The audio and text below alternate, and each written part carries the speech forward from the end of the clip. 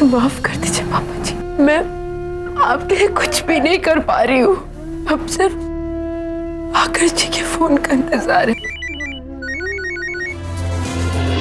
आपने फोन किया था? मैं कंपटीशन में डांस करने के लिए तैयार हूँ।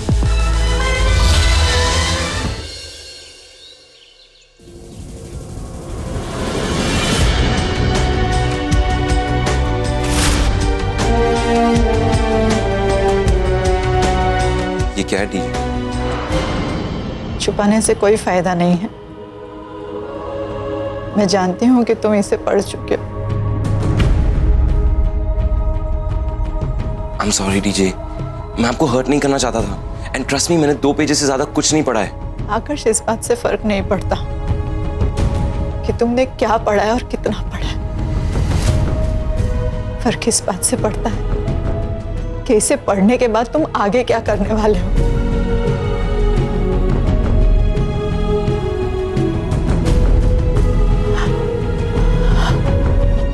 मुझे डर लग रहा है बेटा, बहुत डर लग रहा है कि कहीं मेरा बीता हुआ कल फिर से मेरे सामने ना आ जाए। मुझे अपनी चिंता नहीं है, बिल्कुल भी नहीं है। मुझे सिर्फ अपनी बेटी की चिंता है।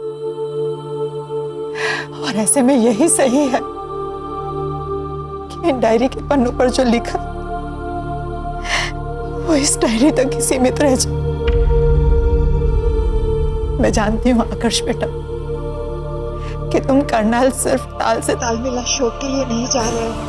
तुम क्या करना चाहते हो इसके पीछे छिपे तुम्हारे इरादों को अच्छी तरह से जानती हूँ, समझती हूँ और सम्मान भी करती हूँ। खुशी है मुझे इस बात की कि तुम अपनी डीजे के बारे में इतना सोचते हो, समझते हो। लेकिन बेटा, मैं इतनी खुदगर्ज नहीं हो सकती। मैं सिर्फ अपने बारे में नहीं सोच सकती क्योंकि मैं एक माँ हूं।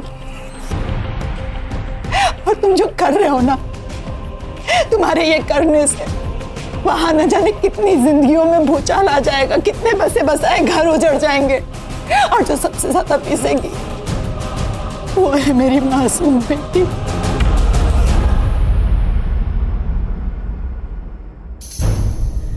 लेकिन डीजे, लेकिन क्या आकर्ष, मैं अपनी बेटी की जिंदगी पर आज नहीं आने दे सकती।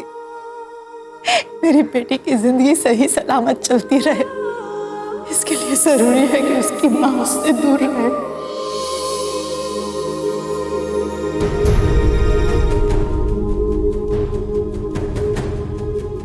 डीजे, आप चिंता मत कीजिए। आप जैसा कहोगी वैसा ही होगा। लेकिन एक बार सोच के देखिए, अगर आप अपनी बेटी से फिर से मिल गई तो इससे ज्यादा खुशी का दिन आपके लिए होगा ही नहीं। मैंने कहा ना आकर्ष कि मैं ऐसा नहीं कर सकती। अगर मेरा सच सबके सामने आ गया तो मेरी बेटी की जिंदगी दांव पे लग जाएगी। उसकी जिंदगी को खतरा है, वो सब उसे मार डालेंगे। DJ, this is 2016। हम 2016 में रह रहे हैं। ऐसा कुछ नहीं होता, सब चीज बदल चुकी है। यहाँ तक करनाल भी बदल चुका है जब आप छोड़ के गई थी। बस बेटा, मैंने तुमसे कहा ना, मैं तुमसे और बहस नहीं करना चाहती। तुम्हें क्या लगता है कि ये ख्याल मुझे कभी नहीं आया? एक एक पल, हर पल, सोते जागते उठते बैठते हमेशा अपनी बेटी के बारे में सोचती रही। हमेशा मेरा मन अपनी बेटी की तरफ भागता रहा कि मैंने उसे संभाल ली, क्योंकि मैं अच्छी तरह से जानती हूँ मेरी बेटी जिंदा रहे इसके लिए उसकी माँ को मरना ही होगा बेटा।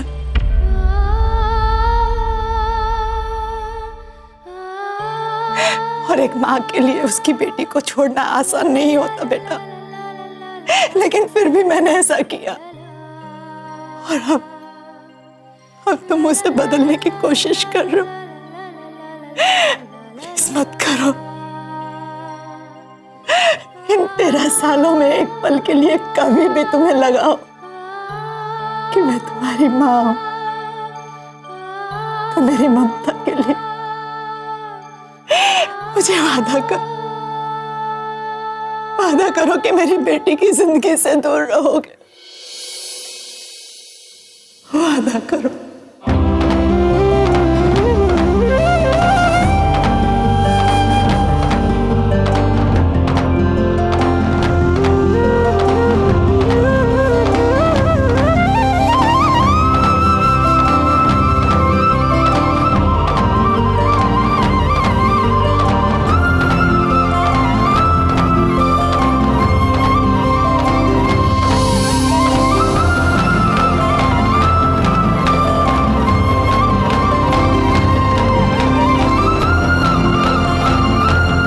ठीक है टीचर, मैं प्रॉमिस करता हूँ आप जैसा कहोगी वैसा ही होगा।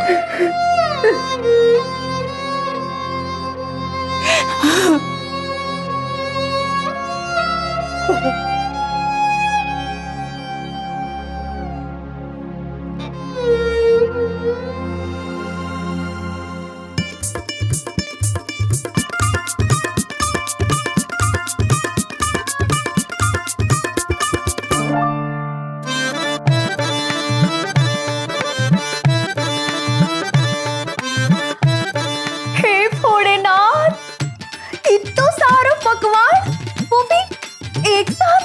मार्किन मारा कितना ख्याल रखे। हाँ हाँ, बस थारे वास्ते ही मेहनत की है मैंने।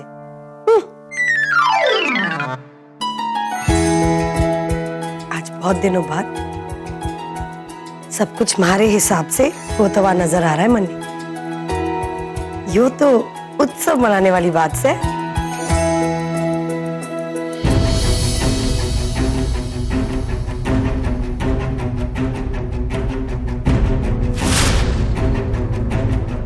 इतने सारे पकवान किस खुशी में है?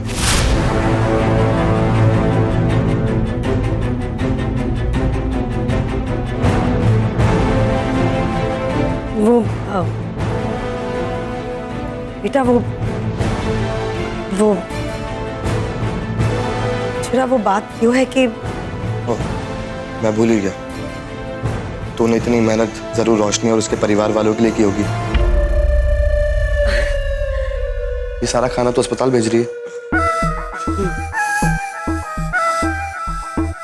अम्मा, तेरी अच्छाई के आगे ना मैं सब कुछ भूल जाता हूँ। पर अम्मा, तूने रबड़ी नहीं बनाई आज? वो क्या है ना कि रोशनी को रबड़ी बहुत पसंद है।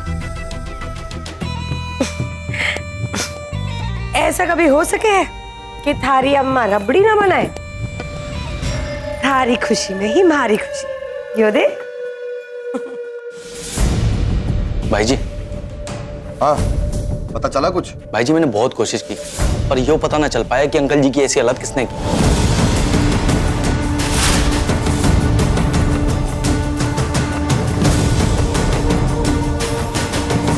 अरे बंटी, देख ना, थारे वास्ते थारी पसंद के दही भल्ले बनाए हैं। खावेगा ना? अबे ओ, दही भल्ले कहीं ना भागे जा रहे हैं, समझा? थोड़ी मेहनत कर और पता लगा कि वो कांड किसने किया। जब तक तले उसका नाम ना पता चल जाना, अपनी शक्ल मना ना दिखाइयो। जी भाई। अरे छोरे, तू क्यों ये सब चीजों में अपना समय बर्बाद कर रहा है? अब हमें थोड़ी ना पता कि भाई जी ने कितने सारे लोगों से उधारा लिया होगा। देख छोरे, इन लेनदारों से ना उलझने में ही हमारी भलाई है। पता नहीं किस तरीके के लोग होंगे। और तने पता है, कुछ लोग तो घर आकर हल्ला करके चले जावे, और कुछ लोग अपनी ताकत के बल पर पता नहीं क्या करे हैं। और छोरे, हमें तो यो भी तो ना पता कि वो करनाल के है भी के ना। पर अम्मा, ना छोरे, बहुत ठीक कहवे से। इन लोगों से उलझने से अच्छा है कि पहले हम इस बात पे ध्यान देवे कि सुरिंदर ठीक हो जावे। हाँ बेटा, तू यो सब छोड़, तू जा खाना लेके अस्पताल जा। पता नहीं इन लोगों ने सुबह से कुछ खाया कि ना। जलेबी फटाफट खाना टिफिन में डाल और गरम गरम रोटियां बनाना, समझी? अब थोड़ी तू बस 5 मिनट बैठ।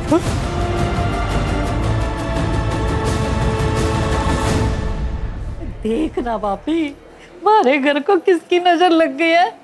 भाई मेरा बीमार पड़ा है, ये बाप के पैसे भी कोई चोरी करके ले गया है। और भाभी जी, भाई के इलाज के लिए पैसे भी ना है। इट्स ओके मॉम, आप इतना टेंशन क्यों ले रहे हो? पापा समझ जाएंगे। और वैसे भी सिर्फ 13,000 ही तो थे, अब कौन सी बड़ी रकम है ये? एक मिनट ट्विंकल, तुम्हें कैसे पता कि उस पर 13,000 रुपए थे?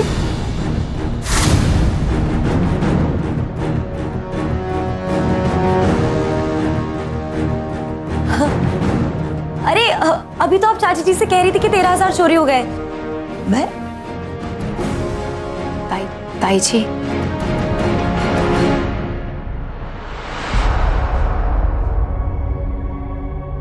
आपके पैसे चोरी नहीं हुए, ट्विंकल ने निकाले थे।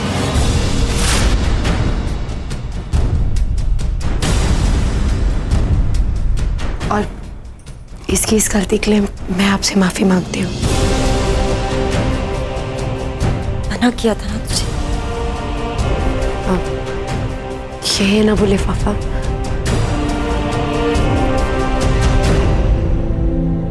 कद्दू कुमारी को भी ना पता नहीं देवी बनने का क्या शौक है।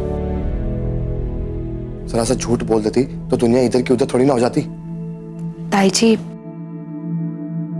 आपके पैसे मुझ पे उधार है और आप चिंता मत कीजिए, आपकी एक एक पाई मैं चुका दूंगी।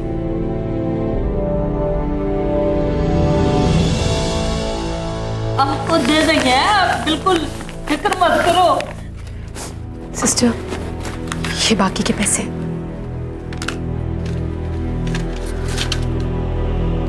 पहले 12,000 फिर 13,000, मुझे समझ नहीं आ रहा। जब 25,000 रुपये डिपॉजिट करने में इतनी परेशानी हो रही है तो इलाज का खर्च कैसे उठाएंगे? आपको मालूम है ना, इलाज में कम से कम लाख रुपए खर्च होंगे। इतनी सारी दवाइयाँ, इंजेक्शंस कैसे आएंगे? सिस्टर, आप उसकी चिंता मत कीजिए, मैं कहीं ना कहीं से इंतजाम कर लूंगी।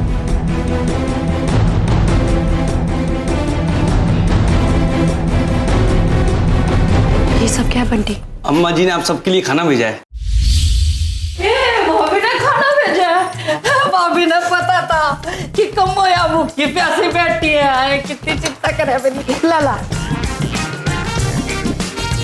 क्या खुशबू आ रही है, लगा भाभी ने देसी घी में बनाया है। देसी घी में बनाया।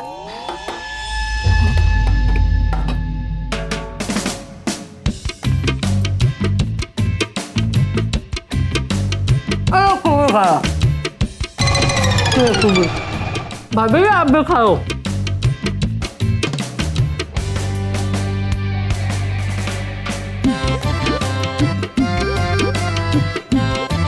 रोशनी जी, आप भी थोड़ा खा लीजिए ना प्लीज। नहीं, रोशनी बहन, थोड़ा सा खा ले, क्योंकि अगर तू बीमार पड़ जाएगी तो मामा जी का ख्याल कौन रखेगा?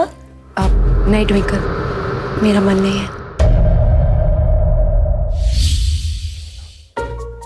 मन का क्या है रोशनी जी, जरूरत समझ के खा लीजिए। तुम खा लो, मैं बाद में खा लूं।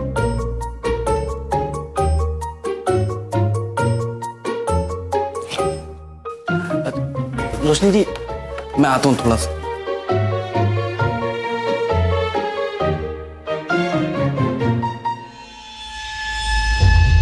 क्या हुआ?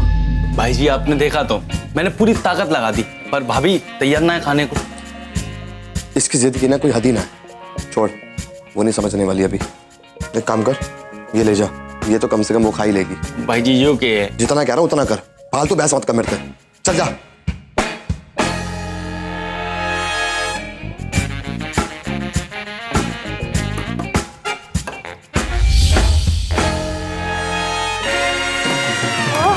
रबड़ी,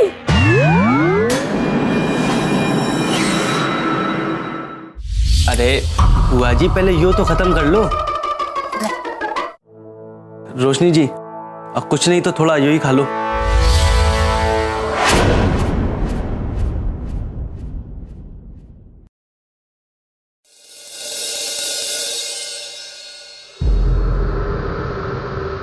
जिसने भेजा उससे कह दो मुझे नहीं खाना।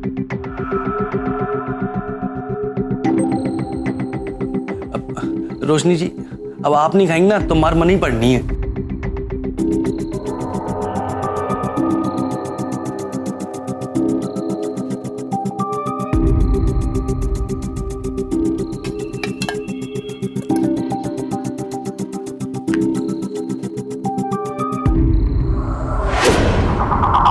बंटी अब पिटने को तैयार हो जा तू। गलती मैंने नहीं, तूने की है रोशनी, मेरी मदद ना लेके। फिर ठीक है नील, मैं तुझसे आज वही सवाल करती हूँ जो तूने मुझसे किया था कि तेरी जिद मेरे वादे से बड़ा कैसे है नील। तेरी जिद है कि तू मेरी मदद करेगा, और मैंने पापा जी से वादा किया है कि मैं तुझसे कोई मदद नहीं लूंगी। हर मर्द का फर्ज होता है अपनी जनानी की जरूरतों को पूरा करना, समझी?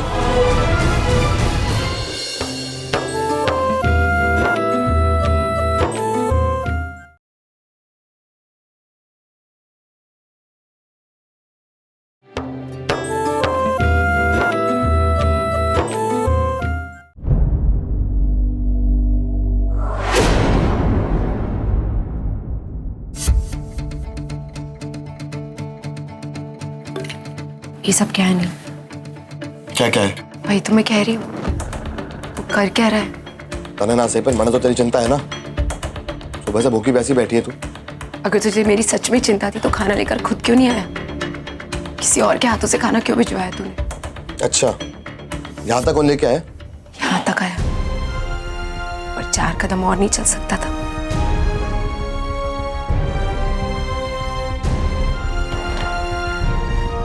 असल में बात मालूम है क्या है नील? तू यहाँ अपने लिए, मेरे लिए नहीं।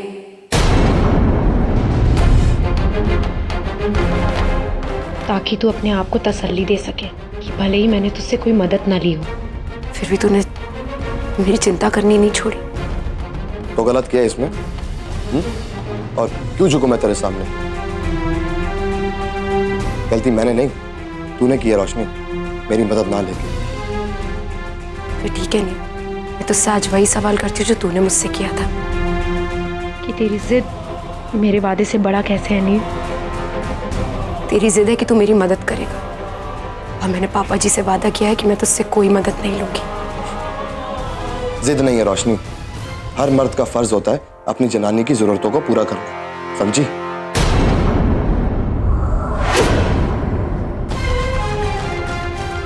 सर में मालूम है क्या, मुझे मंदिर में समझ जाना चाहिए था, जब मेरे इतना बोलने के बाद भी तू मेरी बात सुन के नहीं गया, चला गया। नील, तू क्यों नहीं मान रहा कि मैं तेरे से कोई मदद नहीं ले सकती? मैं भी देखता तू कैसे नहीं लेती मेरी मदद।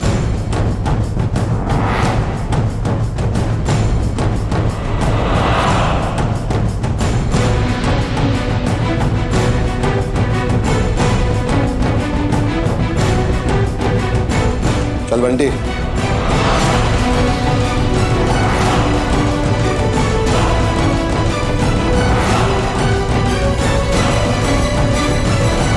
सुनो, जी बोलिए सर। ये लोग जब जब जैसे जैसे पैसे देते रहे चुपचाप ले लेना, ज्यादा नाटक मत करिए, मेरे आदमी नजर रखेंगे।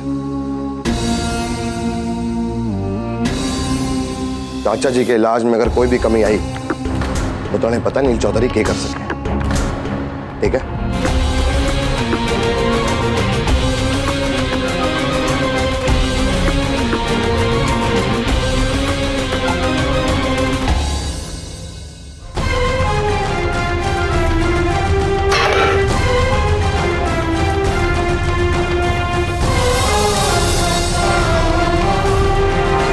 क्या है इसमें?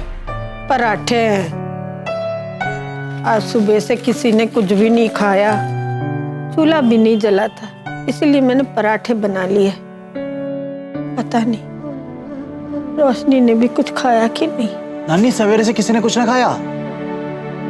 मतलब रेवा जी ने भी कुछ ना खाया होगा।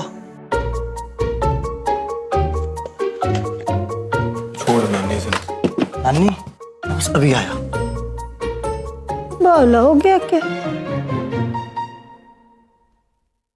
अज्जू, मैंने एक बात समझ ना आ रही, सुरेंद्र से किसने बैर है जो उसकी जान लेने की कोशिश की उसने? भगवान उन्हें कभी माफ नहीं करेगा। सब पता चल जाऊंगा नानी। चल चल, तू खा ले। आप भी कुछ खा लो नानी। अभी नहीं, मेरी कमर बड़ी दुख रही है, मैं जाके जरा कमर सीधी करूँ।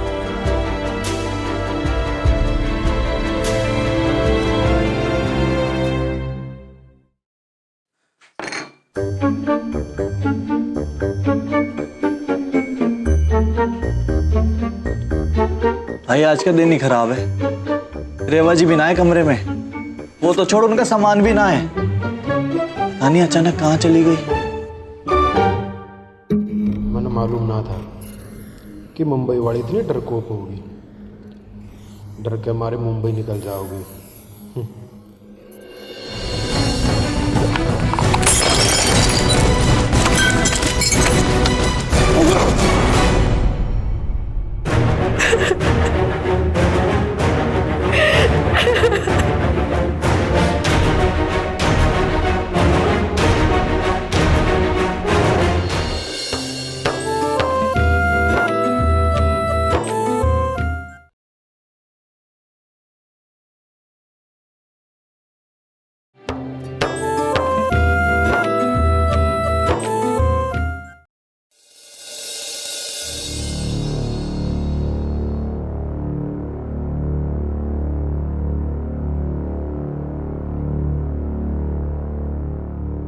आज का दिन बहुत खास होना था उसके लिए।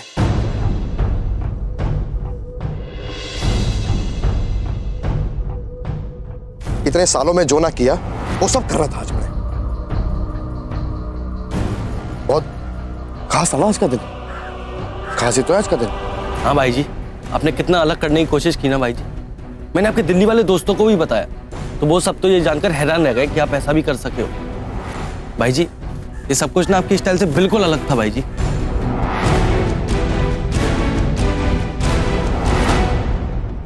हाँ बंटी, पर शायद किस्मत को मेरा अलग चलना पसंद ही ना है।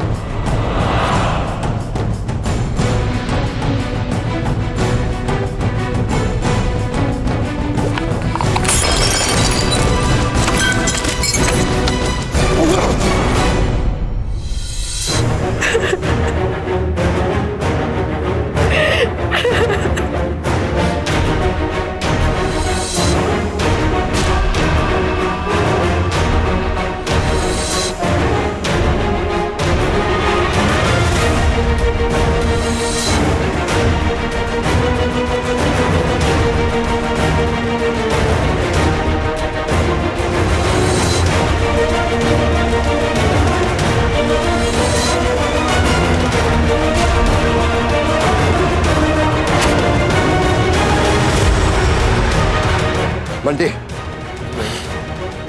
बहुत दिन हो गए पिए हुए, और 2-3 ही पूरी पेटी लेके आइयो। जाना।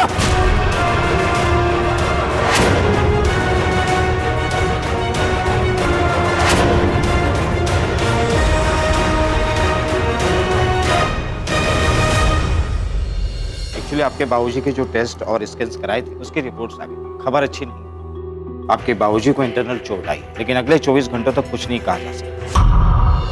भागदौड़ में मैं तुझे एक बात तो बताना ही भूल गई। कौन सी बात? उन गुंडों में से एक की शक्ल मैंने देखी है।